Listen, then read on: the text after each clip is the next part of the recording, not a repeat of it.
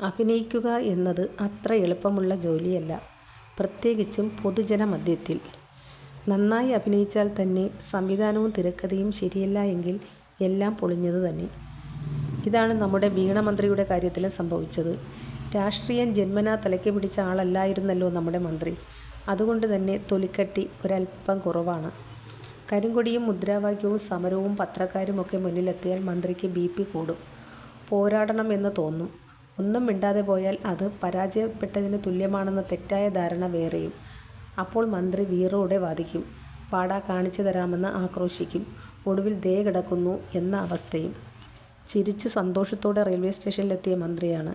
2 KSUവിൻ്റെ പിള്ളാരെ കണ്ട് ഹാലിളകി വെല്ലുവിളിച്ച് പിന്നെയും നടന്നു നീങ്ങി. മന്ത്രിയെ പ്രകോപിപ്പിക്കല്ലേ എന്ന പോലീസുകാരുടെ അപേക്ഷ കേട്ട് മാധ്യമങ്ങളും ഒന്ന് പിൻവാങ്ങി. അപ്പോഴാണ് നമ്മുടെ മിത്ത് സ്പീക്കറുടെ എൻട്രി.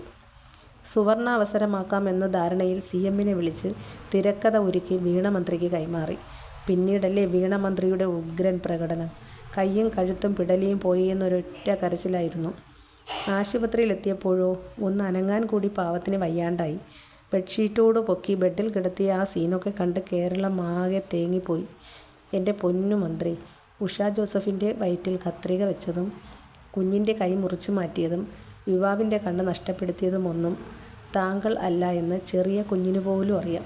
പക്ഷേ അതൊക്കെ കൈകാര്യം ചെയ്ത രീതിയിലാണ് പ്രശ്നമുണ്ടായത്. ഡോക്ടർ വന്ദനാദാസിൻ്റെയും ഹർഷീനയുടെയും ഒക്കെ കാര്യത്തിൽ കൈപൊള്ളിയത് മനഃപൂർവ്വമല്ല. ശൈലജ ടീച്ചർക്കുള്ള ഒരു പൊളിറ്റിക്കൽ എക്സ്പീരിയൻസ് താങ്കൾക്കില്ലാത്തതിൻ്റെ പ്രശ്നമായിരുന്നു. പൊളിറ്റിക്സ് പയറ്റി തെളിഞ്ഞവർക്ക് നിൽക്കാനും 4 കാലിൽ വീഴാനുമൊക്കെ ഈസിയായി സാധിക്കും. പക്ഷേ താങ്കൾക്കതിന് കഴിയില്ല. അതുകൊണ്ടാണ് സ്പീക്കറുടെ തിരക്കഥയിലും സംവിധാനത്തിലും വെറുതെ അഭിനയിച്ച് പൊതുമധ്യത്തിൽ നാണം കെടേണ്ടി വന്നത്. രാഷ്ട്രീയക്കാർക്ക് നാണവും മാനവും ഒന്നുമില്ലാത്ത കാലമാണിത്. പക്ഷേ താങ്കൾക്കിതൊക്കെ ഉണ്ട് താനും. അതുകൊണ്ടാണ് ഈ സമരക്കാരെ കാണുമ്പോൾ താങ്കൾക്ക് വിമിഷ്ടമുണ്ടാകുന്നതും ബഹളം വയ്ക്കുന്നതും. ബഹുമാനപ്പെട്ട ഷംസീറിനെയൊക്കെ നോക്കൂ, എന്ത് കൂളായിട്ടാണ് ഇല്ലാ കഥകൾ പറയുന്നതും അത് പൊളിഞ്ഞാലും ചിരിച്ച് ന്യായീകരിക്കുന്നതുമൊക്കെ. വീണ മന്ത്രി അത്രടം വരെ എത്തിയില്ല.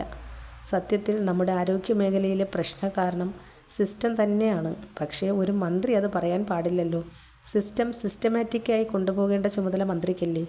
അതാണ് വീണ മന്ത്രി മാധ്യമങ്ങളും നാട്ടുകാരും പ്രതിപക്ഷവും പറഞ്ഞു നടക്കുന്നത്. പക്ഷേ ഒരു കാര്യം പറയാതെ വയ്യ. നമ്മുടെ പുതിയ തലമുറ നമ്മുടെ രാഷ്ട്രീയ നേതാക്കളെയും മന്ത്രിമാരെയും സ്പീക്കറെയും ഒന്നും കണ്ട് പഠിക്കരുത്. നാക്കെടുത്താൽ നുണ മാത്രം പറയുന്നവരാണ് ഇവരെല്ലാം. കള്ളം പച്ചയ്ക്ക് ന്യായീകരിക്കുകയും ചെയ്യും. അത് അഭിനയിച്ച് നേടുകയും ചെയ്യും. കുട്ടികളെ, നിങ്ങൾ ഒരിക്കലും നമ്മുടെ രാഷ്ട്രീയക്കാരെ മാതൃകയാക്കരുത്.